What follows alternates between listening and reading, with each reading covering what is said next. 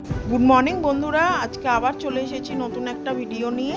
আজ আমি একটা নতুন রেসিপি তৈরি করেছি, গাজরের হালুয়া। এখানে আমি 500 গ্রাম গাজর নিয়ে নিয়েছি।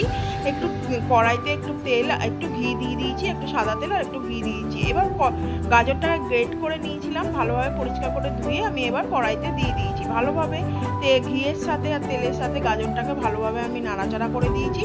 তারপরে আমি 1 কাপ দুধ দিয়েছি। দুধ দিয়ে আবার ভালোভাবে গাজরটাকে নাড়াচাড়া করে যখন একটুখানি ফুটে ফুটে এসে তখন আমি এলাচ ফাটিয়ে দিয়ে দিয়েছি। দেওয়ার পরে তারপরে আবার একটু ঘি দিয়ে দিয়েছি। দুধের সাথে ঘি গাজর একসাথে মিক্সড হয়ে এক বাটি চিনি দিয়ে দিয়েছি আর একটু নুন দিয়ে দিয়েছি। কিছু ড্রাই ফ্রুট দিয়েছি, কাজু, কিশমিশ আর আমন্ড। এবার আমি আমন্ডগুলো একটু কিউব আকারে কেটে নিয়েছি। কেটে নেওয়ার পরে তারপরে আমি কাজু কিশমিশ আমি এর মধ্যে দিয়ে দিয়েছি, আমন্ড দিয়ে দিয়েছি আর কাজু বাদামও সাথে দিয়ে দিয়েছি। আমার হালুয়াটা তৈরি করা হয়ে গেছে।